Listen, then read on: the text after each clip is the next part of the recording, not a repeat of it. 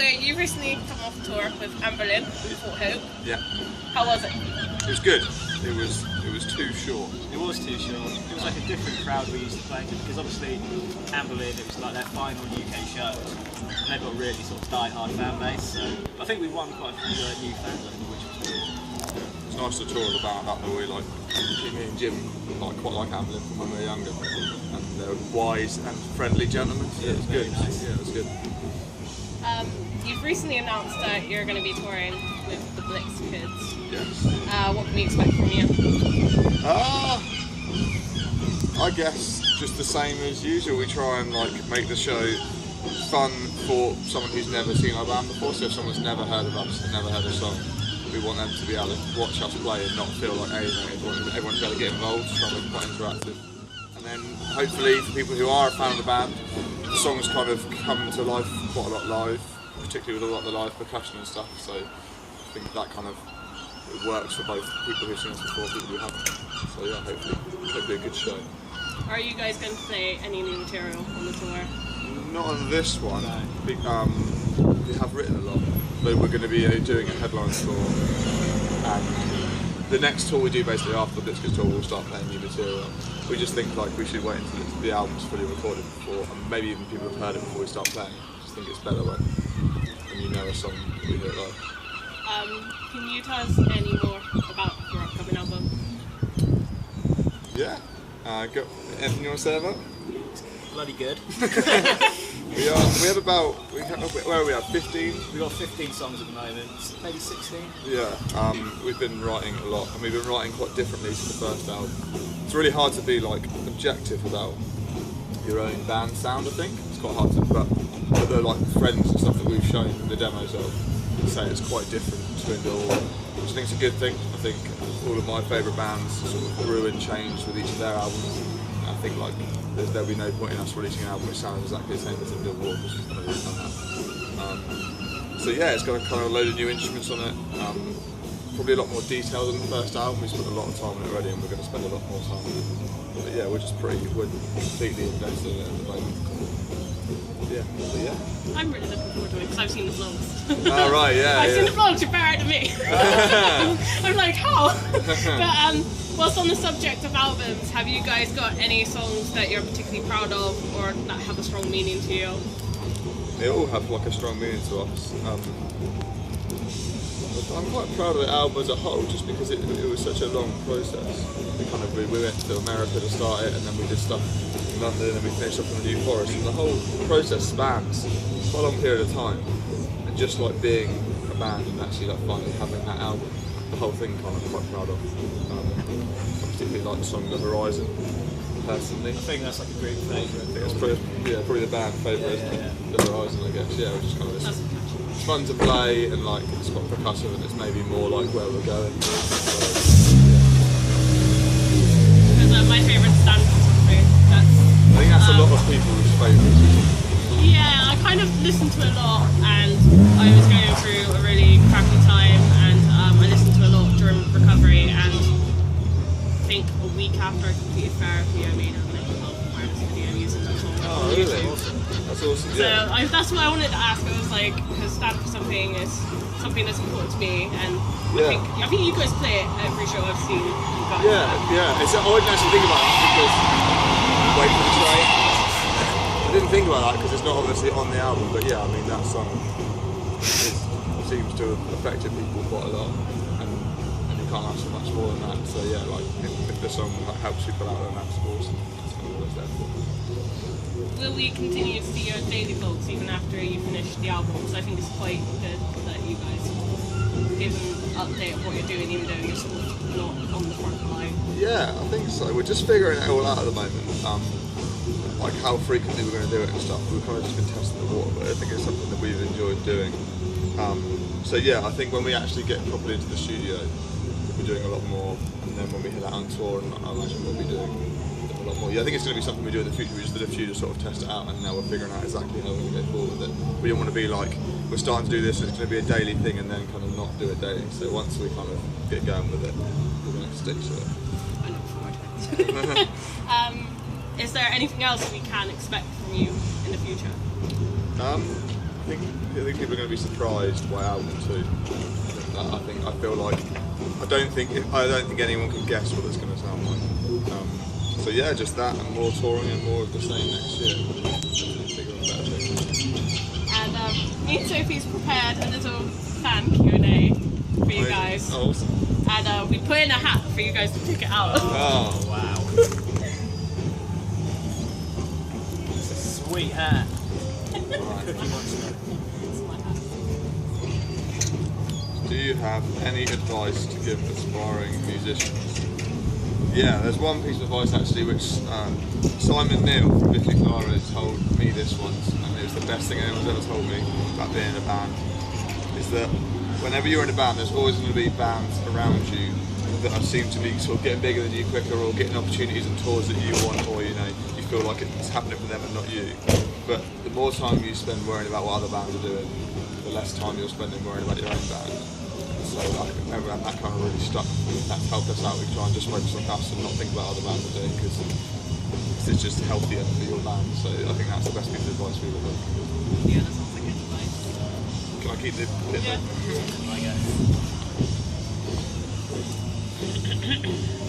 What would your dream lineup be?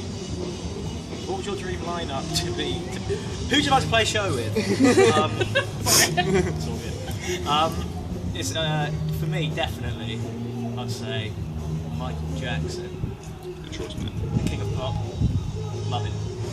If he was still around, that would be the dream. I feel like you're meant to give a lineup and you've just given just the.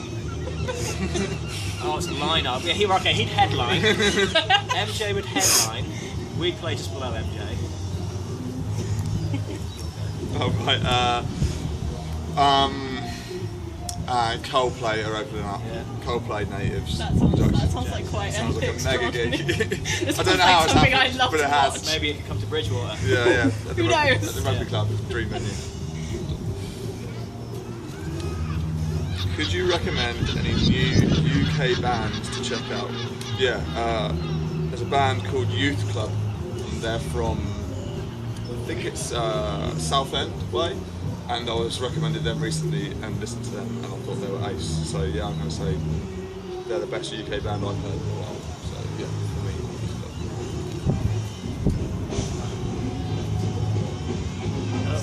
Club. You're on tour with Blitzkid at the end of September. Do you have a favourite past tour? Well, I think the headline tour we did was in March with Bleach Blood and a band called Archers was really cool. Because that was the first headline tour we'd done since the album was released, and it was cool to like play shows and see people singing the songs back. So to me, I enjoyed that one. Yeah. Sounds like a good answer. What do you guys do in between being in Natives, job-wise?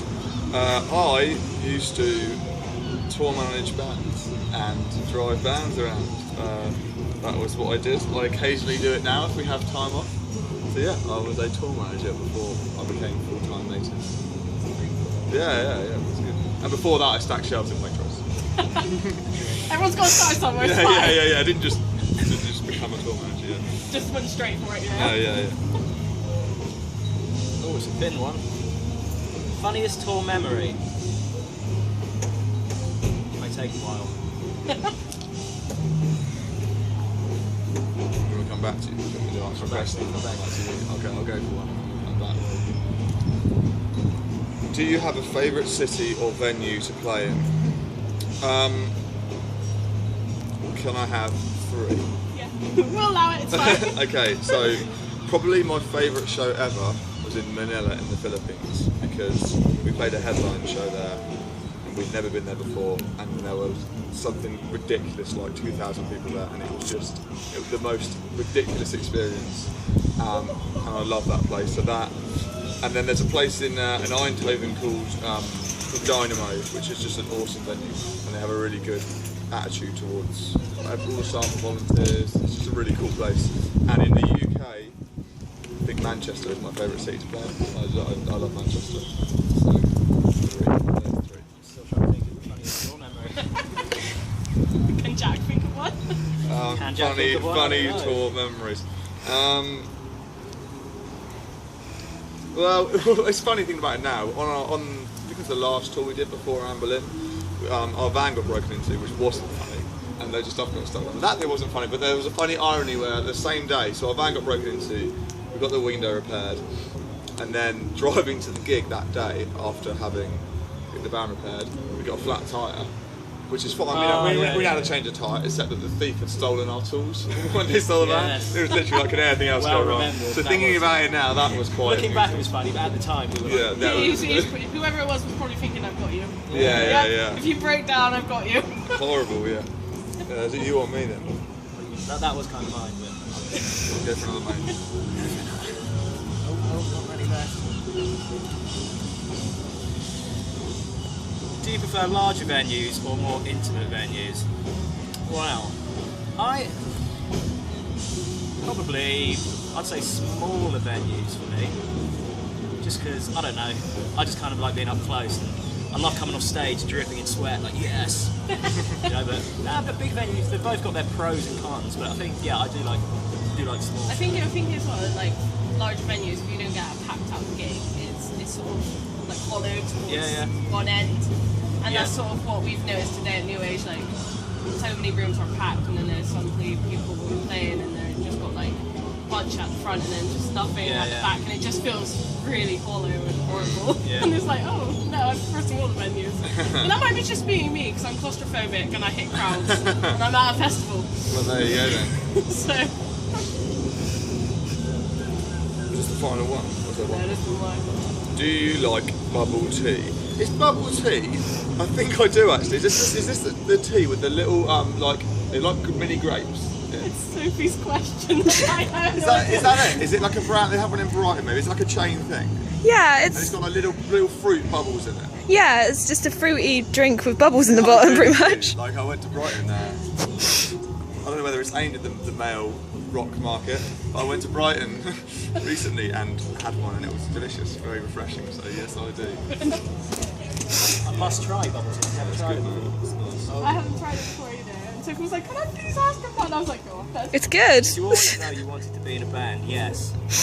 Is the answer to that one. Yeah, no, when I was in like secondary school, I remember I'd go to the music room and I'd try and form a band with like my school friends.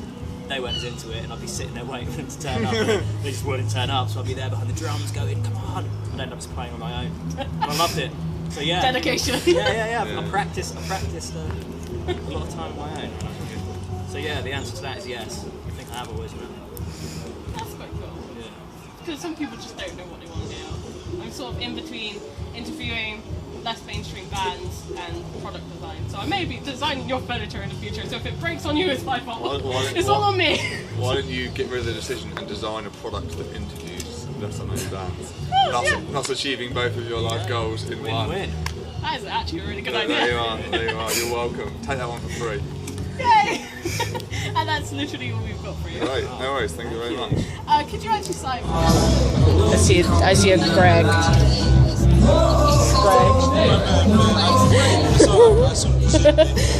And I see an Ashley. And a Rob. And a random guy walking in front of my recording.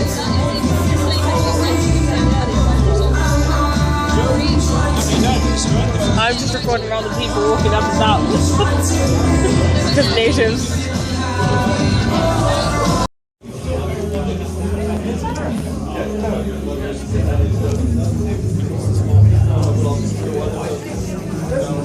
Totally recording this, taking the sound check.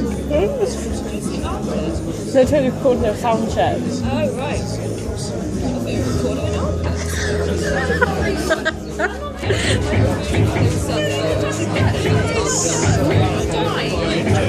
Because you can. That light is so blinding. It looks like Jack's got a light coming out of his head, like. I am Jesus. He's got a shirt. I am Jesus. I am Jack. Jesus. Fair brother. I accidentally landed on a bag and it's great. That was good. I may have to edit out my talking on this. Or I could just. Everything's a good bad man. Hey, I just said I came out of therapy. They know. I was thinking my mind was around this. Oh. Buddy, you're a boy, make a big noise, baby.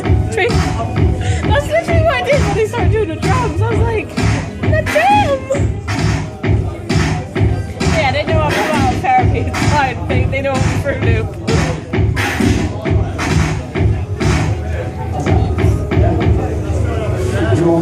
Wow.